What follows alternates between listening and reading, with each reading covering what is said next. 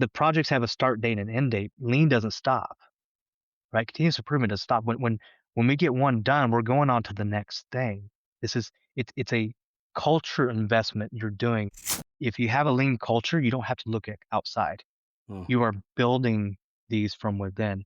You are empowering people to make decisions. The people who should be making decisions are the people closest to the work.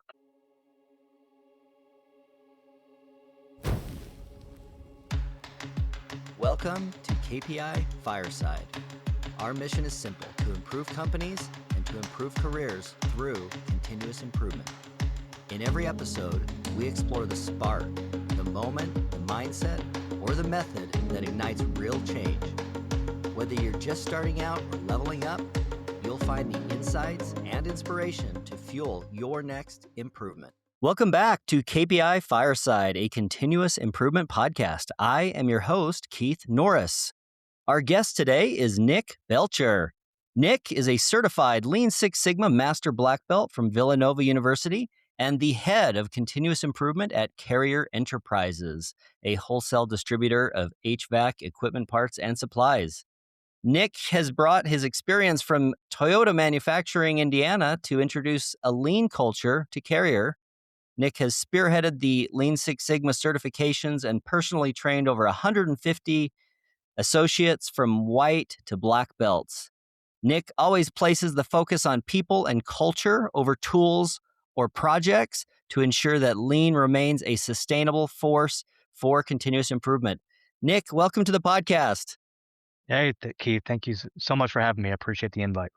You bet. You bet. I'm excited to have a little conversation with you. I know that for a lot of people that are interested in this lean continuous improvement discipline, the Toyota represents like the gold standard. So folks that have actually worked inside there always have an interesting perspective. And, I was looking at some of the things that you have listed in your background. I know you've noticed that you've worked at a number of very high volume process type organizations.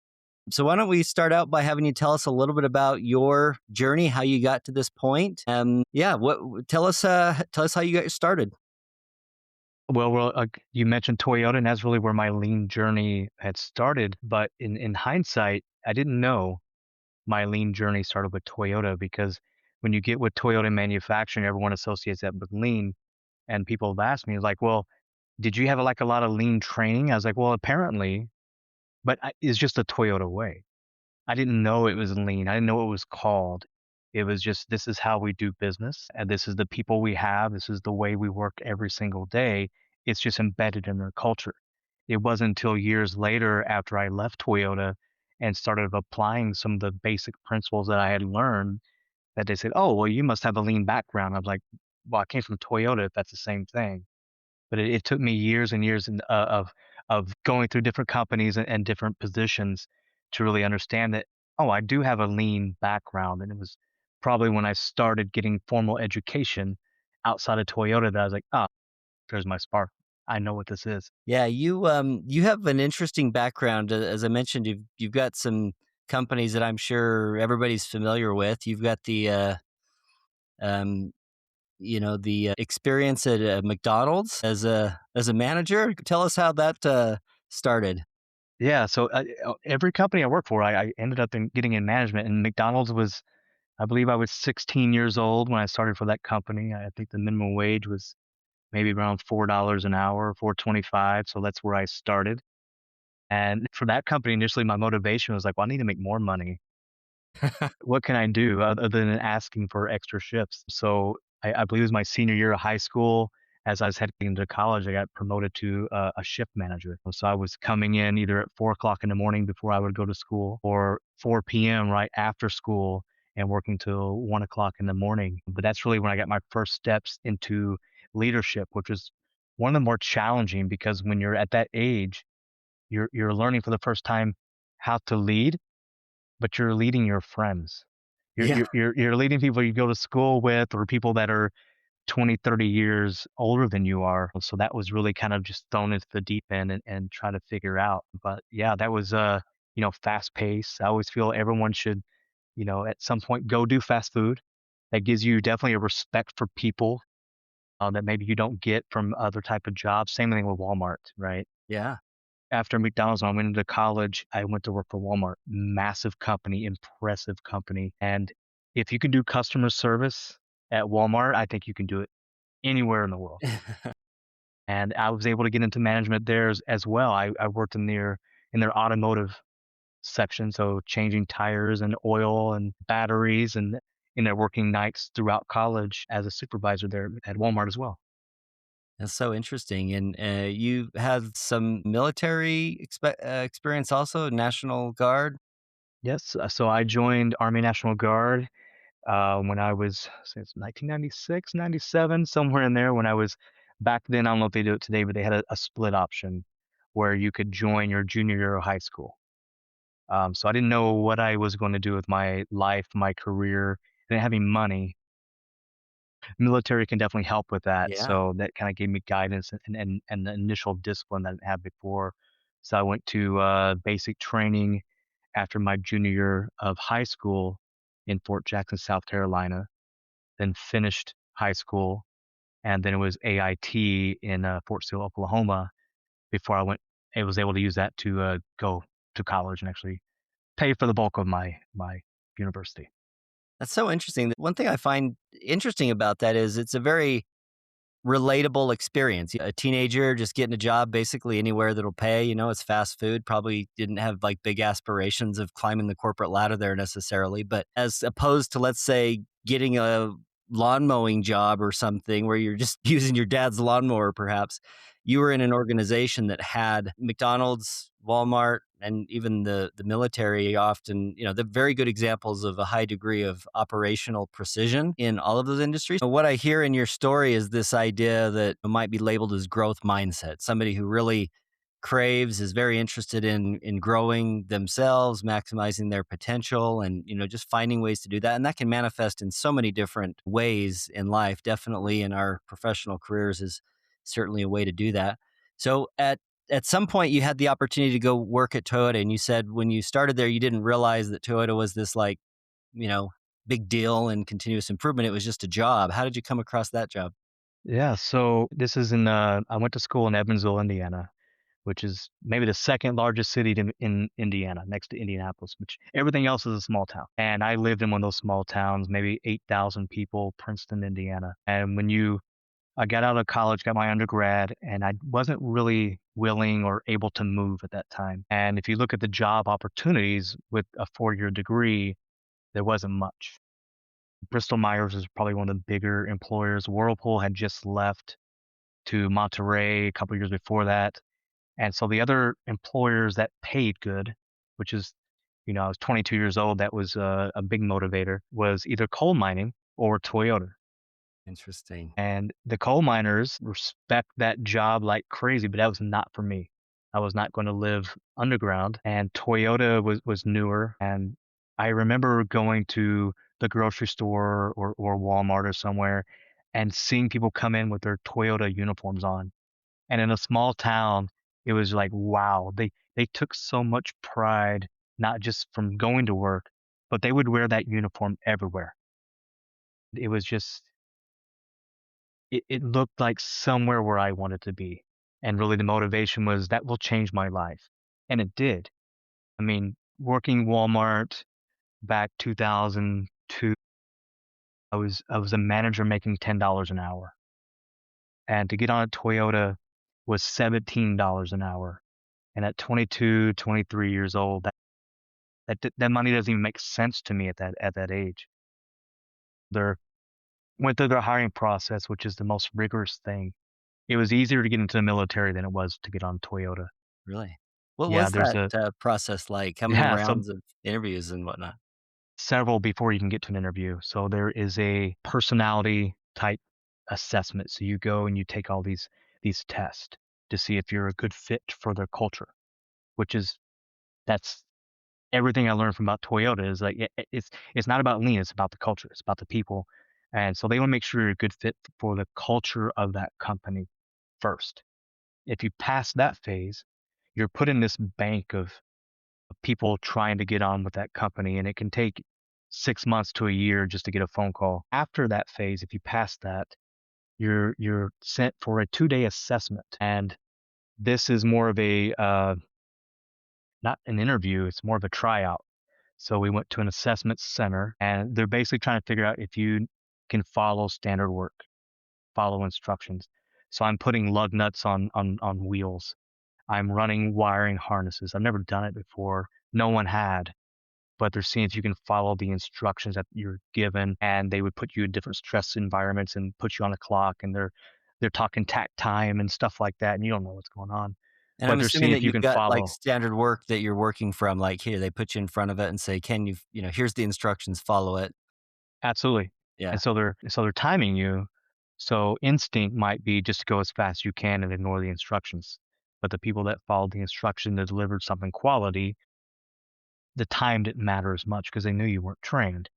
So those are the first kind of couple steps. You had to pass the written test, pass a physical assessment, and then you did a real physical where you go and you've got to do a strength test. You got to pass a regular physical for your health. I remember there was a lung capacity test that you had to go through, and like I said, it was easier to get in the military than it was that test. And what I learned years later is the better job you did at that physical test, the harder job you got when you earned your spot at Toyota. Really? Absolutely. So if you were in good shape and you were flexible and nimble and then maybe the right physical stature, that kind of positioned you for that type of job you would get in the So interesting. manufacturing environment. So I'm in curious. hindsight, maybe I should have slacked off a little bit. You look like a strong guy. I'm sure you did pretty well in that part of the test. I lasted as long as I could, yeah. I'm curious about, like, the psychological or psychographic parts of that. I mean, again, maybe at the time you didn't recognize what they were doing. Maybe since then you've kinda learned, but how much of what they were testing for was maybe what we might call values or beliefs or mindset or stuff like that? Yeah, I think the entire thing was that. So from the written exam, they wanna test your ability to learn, to be coachable. I think with Toyota, they believe that leaders are born, but they have to be developed. Read several books about the Toyota way and how they look at their leaders, and they're like, "Yeah, there's natural inherent characteristics of a true leader, but that's not enough. You're not just born a leader and then you go lead. Your environment shapes you and the people shape you, and that's what Toyota invests in. And I think it's what they're looking for, even in those early aptitude tests. That does this person show the ability to be coached? Can they follow basic instruction? Are they open minded? Are they looking for alternative solutions to different ideas? Do they have the ability to adapt to change under stressful environments? And you have to have those things working for a company like Toyota because if you enjoy comfort, you may not last very long. And there's something interesting about just the continuous improvement discipline growth mindset is you really do have to occasionally, like, lean into a challenge, and there is this, like, tension of the natural man, you might call it, of, like, taking things easy. I think that it's not Mhm, necessarily natural to, like, challenge ourselves and push ourselves, and so I think that's where structure sometimes can help that. So, we went through this testing process. They tested, well, thinking skills, problem-solving skills, even physical and lung capacity. That's mhm. so interesting. And then how long did that hiring process take, did you say? It was probably about 18 months from the time I filled out an application to the time I started, and even then, they had what they called a variable workforce. So I wasn't even full-time Toyota. It was I say a temp agency, but it was a temp agency with full benefits and insurance and everything. So that was a requirement at that time for the company, and you were in that position for 2 years before you could be hired full-time So it was like for kind of Toyota. an extended, like, trial period to see if they really Mhm. liked. Yeah, It also gave the company flexibility, so and I'll get to this in a second, but Toyota is layoffs of employees is against the company culture. I believe, and someone could correct me if they comment after this, I believe they've had one major layoff in their history, and the CEO resigned after that because it was a failure deal. to the everything the company stands for. And so they had this buffer for a while, and when the Great Recession hit, those were the only team members that were impacted was the variable workforce. All the full-time team members kept their jobs. So I think what I hear you saying is that that program that you got in part of was a way to create additional capacity, a variable capacity above like their full-time, kind of like their regular Right. staff. So Toyota has to be flexible because they work on a pull system, which is, Mhm. a lean term where they build based on customer orders. So what the dealer network is buying, they will build the vehicles to support that, not where they're, like the big three, which I used to write all kinds of papers in my MBA program on them. They would use a push, like we're going to build 150,000 F-150s. It's your job to sell it. Yeah, Where Toyota would work the other way. It's like, what do your customers want? We will build to what that, do we and then they need? can ramp production up and down. And same thing with having a flexible workforce, they can do the same thing. That makes a lot of sense.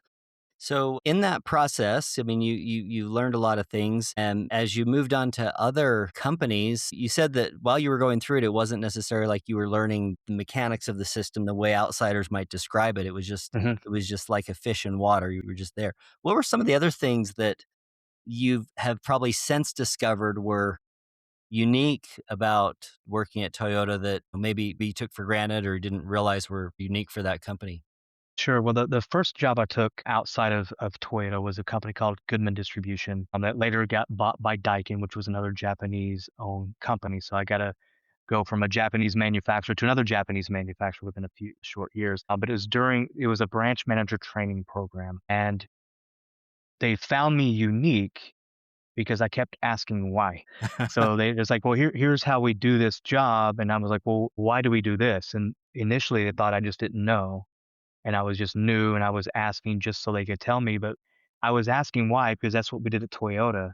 If something didn't make sense and I needed to understand why that was the most efficient way to do the process. I kept asking why. And initially, after a while, I've been there for several months. We're like, okay, this guy is going to keep asking why until we give him better answers. And it gave me opportunities working because the first job was to go in a warehouse and learn to drive a forklift and to work in a warehouse distribution kind of area. And I started 5Sing. I started looking, I'm like, well, every time I jump on a forklift, I've got to go to the other end of the building to charge it. What if we park the forklift closer to the chargers and move some of this racking out of the way so we save all those steps? And initially it's just one distribution center. Like, well, I guess that could save a little bit of time. But we start sharing that information over time. And it's like, well, if we did this everywhere, it would save quite a bit of steps. So really is initially just asking why and being curious as to why we did it this same way for a very long time. And then as I got the opportunity to train other people in that company, I would help set up their warehouses and say, well, we should tape this aisle here and make sure that the HVAC equipment, so make sure the furnaces or the air conditioners don't go past this line. Because if they go past this line, it means you got some overstock, or at a minimum, you've created a safety issue. And I think that's some of the initial stuff I didn't even know until people asked me, like, "Where did you get this from?" And I was like, "Well, I guess Toyota maybe." Do you recall, like at Toyota, you get trained, they probably tell you all this stuff, like, how you should look for opportunities to improve, but was there some specific behaviors? Like, were you asked a question, or did you observe somebody doing this in a way that maybe in hindsight you realized that, that was actually a behavior that you learned from? Sure, there's a couple things. So when I initially started with the company, learning how to I was on the assembly line in what they call trim 1. So the Toyota Tundra Sequoia SUV, and you gotta follow standard work. And then one of the jobs I had was installing airbag sensors, very important.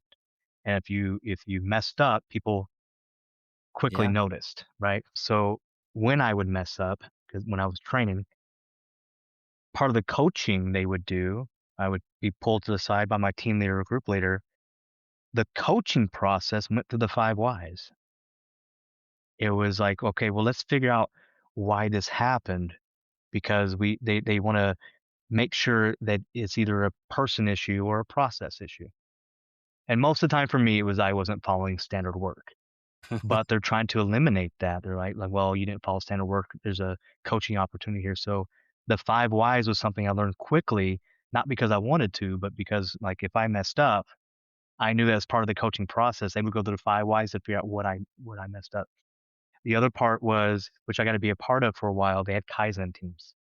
And Kaizen to be teams. part of the Kaizen department was great because it got you off the assembly line for a few hours a day.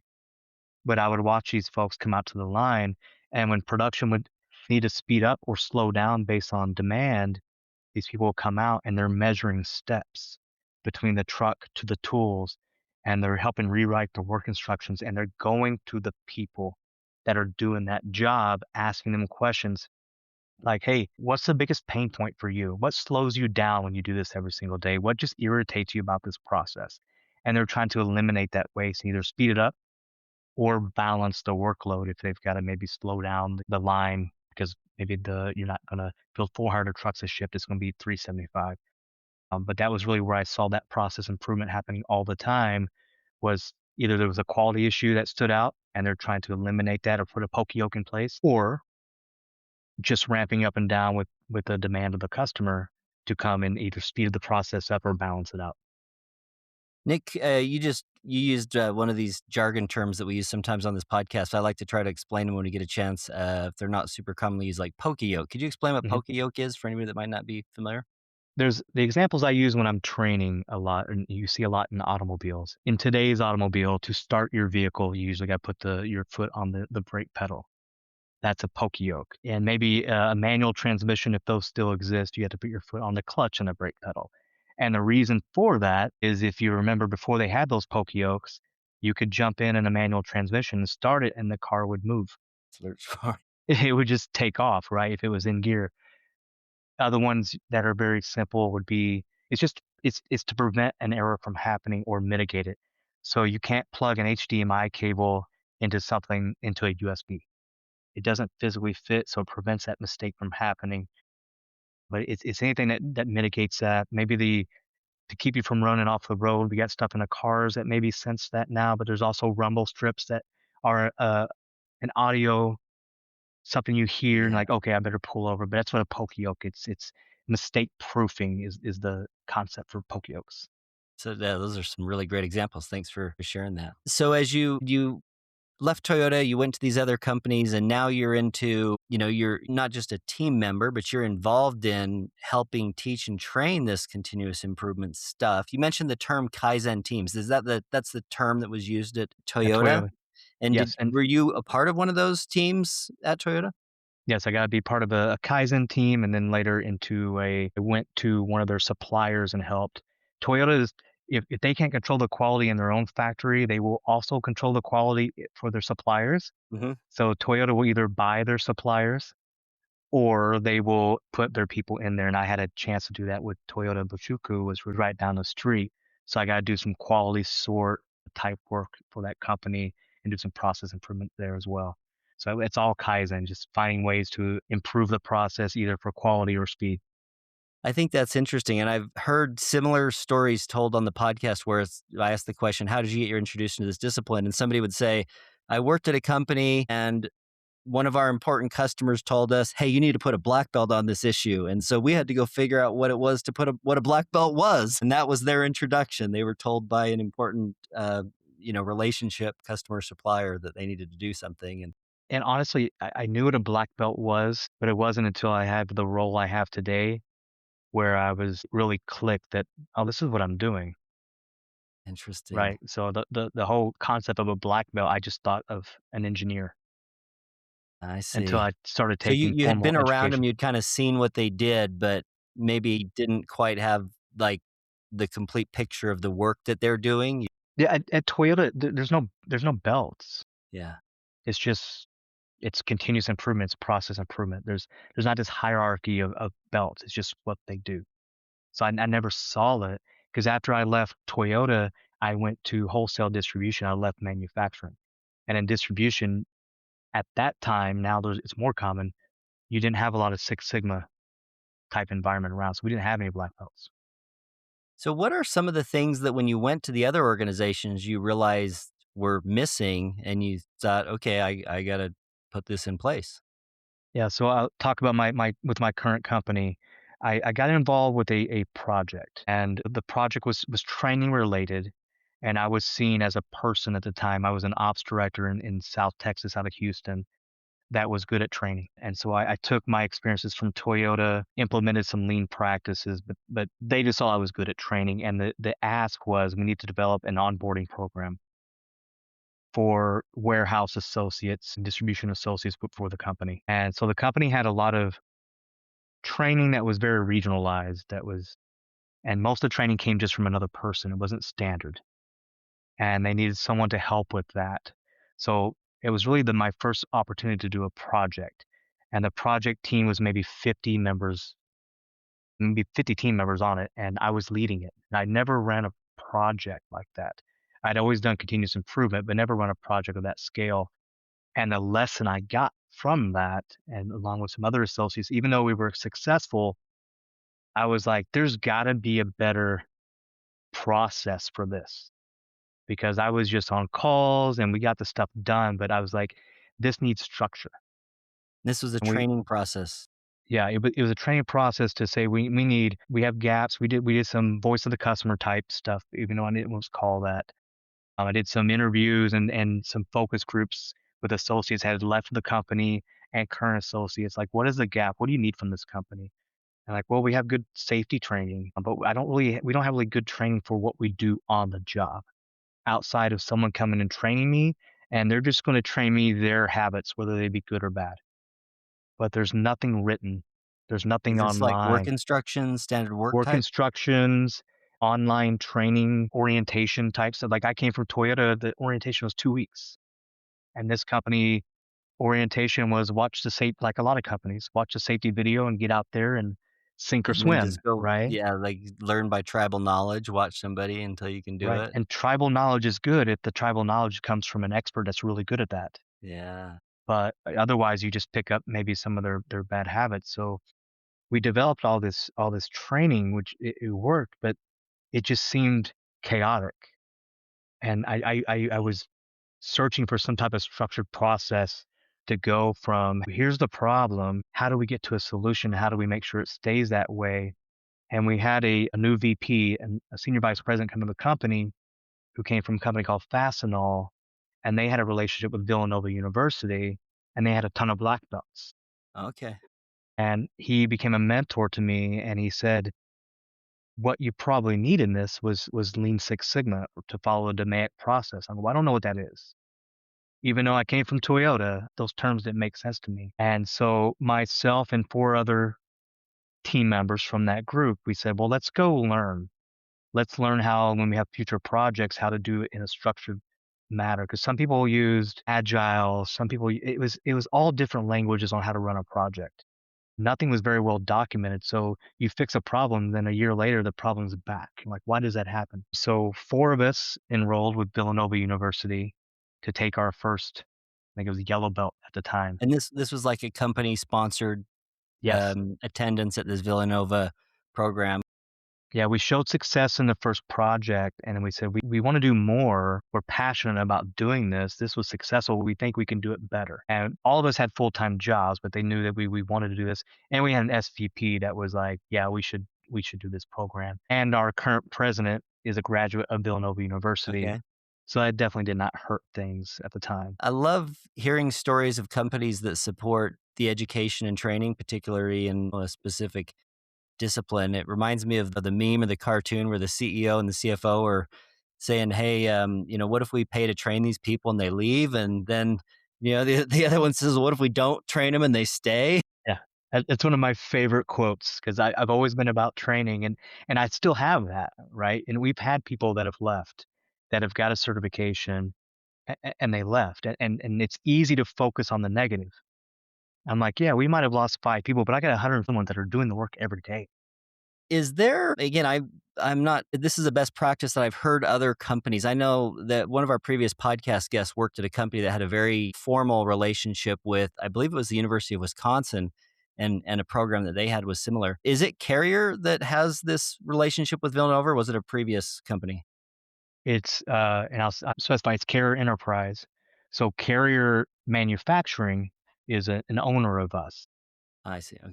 It's a joint venture between Carrier Manufacturing and Watsco. So Carrier Enterprise didn't have any relationship whatsoever. So that was created at this time, I think in 2021.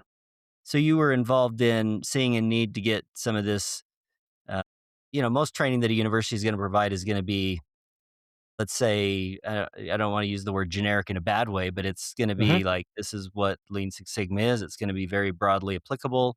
Yes. but it's going to help teach a common language that, because when you're using the same words, you said a minute ago, in if you're trained at Toyota and then you're working with somebody who is trained in Agile, you might think that you guys don't know how to work the same. But if you Mhm. can figure the more, I think I've heard like the more languages you learn, the easier it is to learn more. Like you realize that they're kind of similar in certain ways. I've heard that. I'm still struggling to learn Spanish, but my wife Yeah, I'm knows right there English, with you. Spanish, and she knows some French, so it's worked for her. But yes, that was so with Villanova, they do a really good job of because the hardest part with Lean, training someone in Lean Six Sigma that's not in manufacturing is overcoming that part where this is just a manufacturing process, not for but they do a good job of giving examples in transactional type environments like what I'm in now. But you have people from wholesale distribution, manufacturing, healthcare. So they do a good job of recruiting and setting up their classes with a very diverse type of group. At the same time, while that worked originally, it's also the reason I started teaching myself so I can customize all the classes to specifically for our company. You know what's funny about this idea of culture that I've observed in talking to people? The things that are unique about an individual company's culture, they always are a little bit cheesy if you look Hmm. at them from the outside, but internally they have like this meaning, and I think that's kind of like the telltale sign of something that is part of what you might describe broadly as like the culture. Like it's something that has meaning to a specific group of people that might be misinterpreted by others. Right. And culture is the most important thing with Lean, and it's the hardest thing to accomplish. A lot of people I work with now, they say, "Well, you work for Toyota. Can you share some of those tools so we can get some quick wins?" I'm like, it's not the way it works. Even when I said I created my job description, I still had to interview for the role and show the value of the role. And I was asked, "Well, what do you do when the projects are done?" I was like, "What do you mean? This is not a the projects have a start date and end date. Lean doesn't stop. Like continuous improvement doesn't stop. When we get one done, we're going on to the next thing. It's a culture investment you're doing. If you want me to have this title, you're investing in a new culture with the company, not in new tools. Tools are great. They help you get the job done and get the project complete and prove that you made an improvement, but that's not what makes it sticky. That's not what empowers employees to want to keep doing it. Otherwise, it's just more work. If it's just Oh, more work, the people yeah. that volunteer earlier, eventually they're going to stop volunteering. But if people don't see it as more work, it's just the way they go at work and visualize, hey, how can I make this process better? Then that's where you got the culture piece in. And that's the hardest part. And that's a longer term investment. You mentioned as part of your story how much time Toyota took at vetting the candidates and talking to a lot of experts.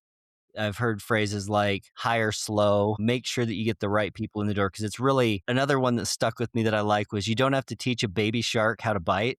Like if you hire the right people that have the right mindset, some of the things that are probably the hardest to train are like things that you don't have to train. And I hear you using the word culture and describing maybe things like mindset or values.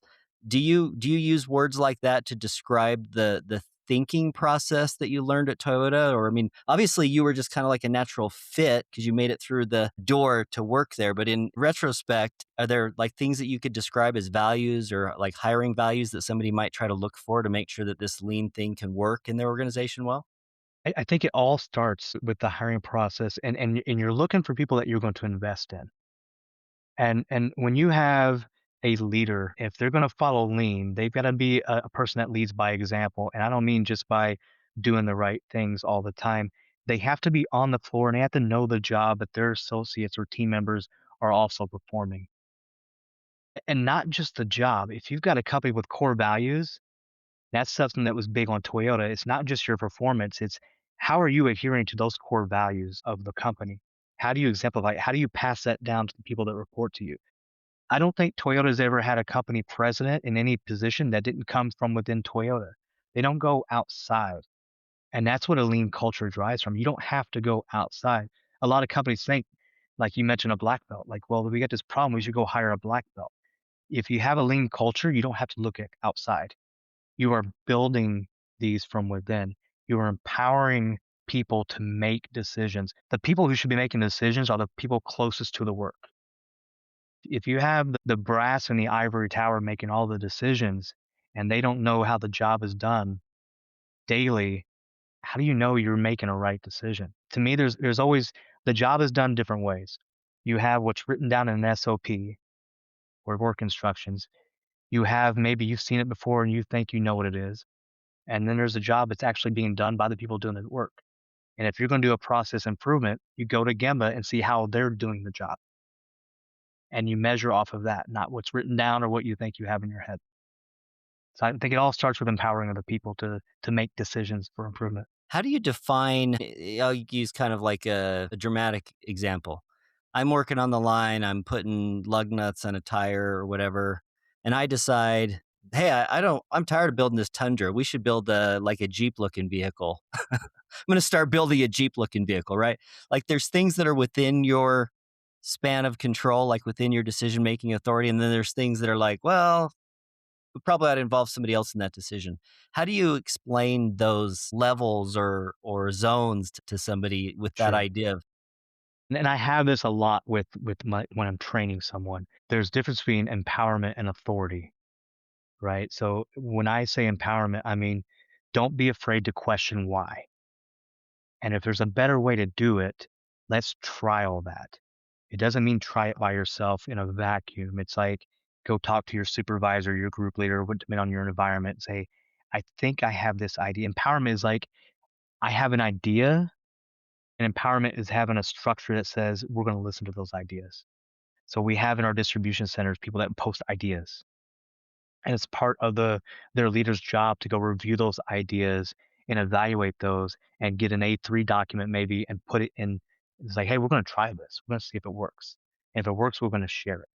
That's what I mean by empowerment. It's not to go rogue and just go completely on your own because we see that. Like, we'll Yeah. go and I'll say, not that you're doing anything wrong, but why are you doing it this way? Like, well, it's faster. I'm like, well, you wanna share why it's faster, how it's faster? Maybe we can rewrite the work instructions as long as you're not creating a poor quality or an unsafe environment. Well, empowerment is being employees feeling safe to question the process and I then love having that. support of leadership to try it. Feeling safe to question the process. I think that's an interesting topic because I'm sure we're not the only two people that have ever stumbled with how do you bridge this gap between empower innovation and continuous improvement, but also work from the standard work, right? Like, do I do it the way it's written or do I Mhm. innovate and try something new? I think that can be kind of challenging sometimes for people to pursue two things that seem like they're in conflict, but you know, The way I try to explain it is like a work instruction is the best way we can do this job right now. It's not the best way forever. It's the I like best that. known way to do the job right now, which opens up for interpretation. Like, well, potentially there's a better way to do it. And that's what I asked from the people that go through the program. I was like, if there's a better way to do it, raise up your ideas and let's document, let's prove it. And if it is, we will all do it. That's so good. In terms of, it's often said that it's you can't just copy the tools that Toyota does. It's a culture. I'm curious if there's like behavioral patterns or rituals that can be distilled. Maybe with some reasons why they're done. But what are some of those Mhm. behavior patterns or rituals? So one of the easiest rituals to pick up, and it's also a cornerstone of Toyota, and it hits so many different things, is we would start our shift and we would do a couple of things. We would stretch, which is important for that type of work, right?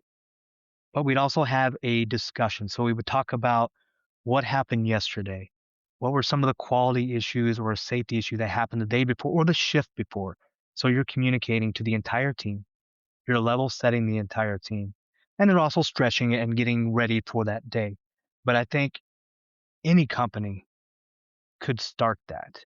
A lot of times employees they get frustrated with we don't know what leadership is doing. We're not in the know. And emails, communication like that can I mean, how many emails do you get a day? Which ones mean the most?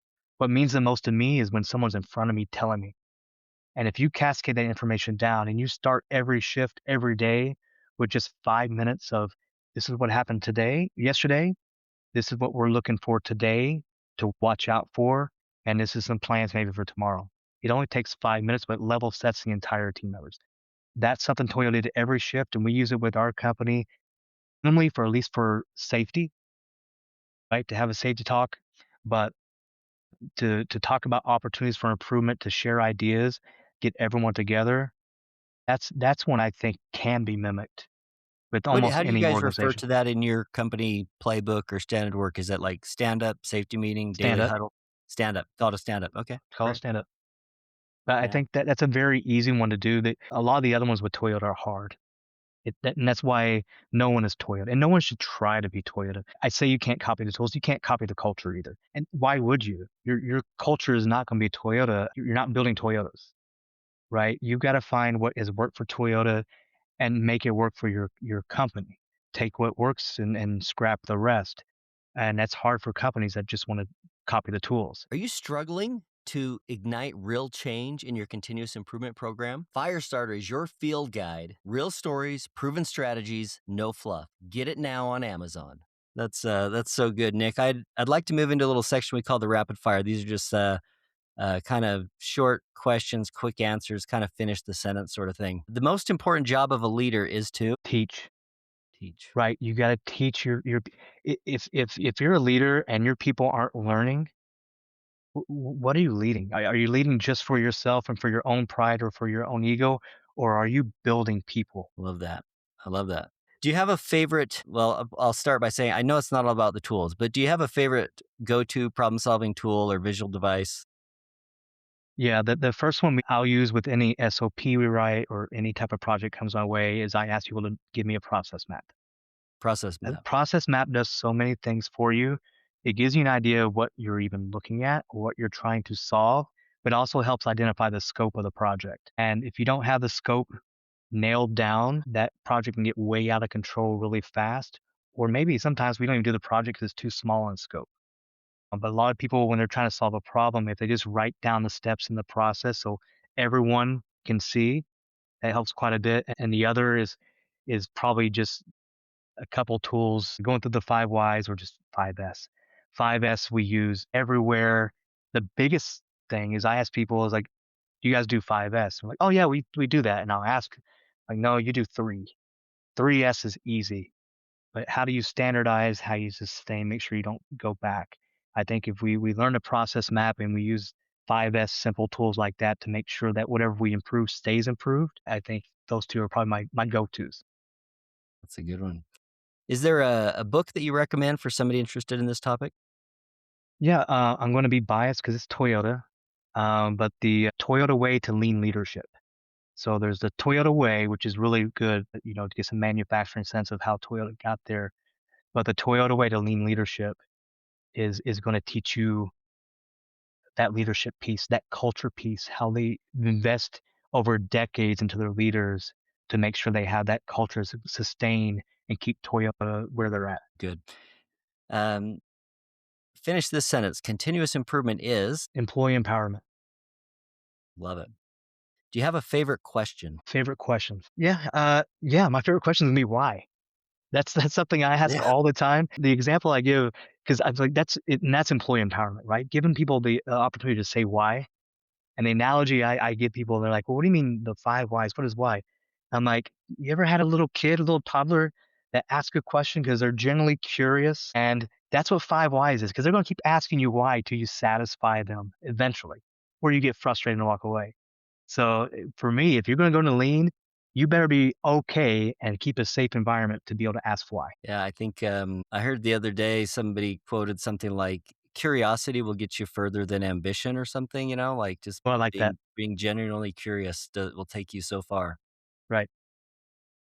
Is there something that you believe that others might disbelieve, something that's been useful in the way you think about culture or leadership?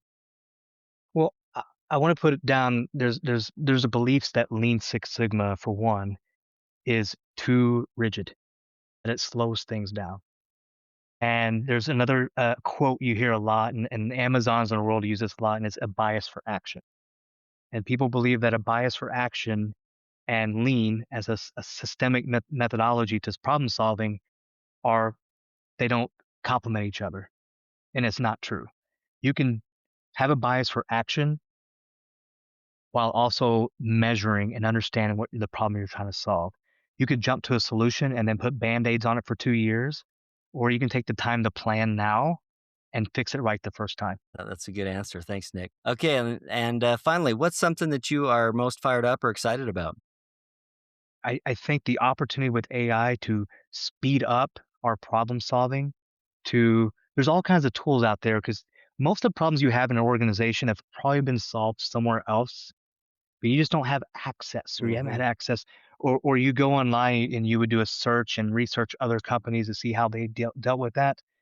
AI can just give you that quickly, where you don't have to reinvent the wheel every single time you have a problem.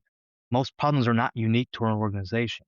It's probably solved somewhere else. So use AI as a tool and don't be afraid of it, right? Use it, and people that jump on AI early are going to be the ones that stick around. Well, Nick, I really appreciate the conversation. We've had a lot of really interesting, great stuff here. We could probably talk for hours about some of these things. It's a super Absolutely. interesting journey that you've been in. And I thank you so much on behalf of myself and our audience for sharing some of these lessons and insights and giving us a little glimpse into what it was like at Toyota and some of these other organizations and how you've chose to adopt those in your current organization. So thank you so much for joining us today.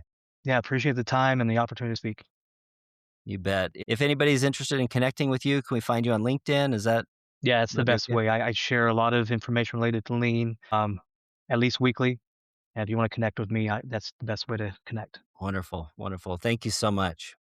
All right, take care. And for our listeners, if you'd like to suggest a guest, ask a question, or give any ideas for episodes or content, you can reach out to me, Keith Norris, on LinkedIn. And this concludes this episode of KPI Fireside, a continuous improvement podcast. If you have enjoyed today's episode, be sure to add a comment, like, follow, subscribe on the socials, and share the podcast with friends or colleagues who are as passionate about continuous improvement as you are. You can find us wherever you get your podcast. And until next time, keep driving progress and sparking change. This episode is brought to you by KPI Fire, the all in one platform for continuous improvement. With KPI Fire, you can align strategy, drive execution, and engage your people. So, whether you're leading a team or driving enterprise wide change, KPI Fire helps you deliver real results. Learn more at www.kpifire.com.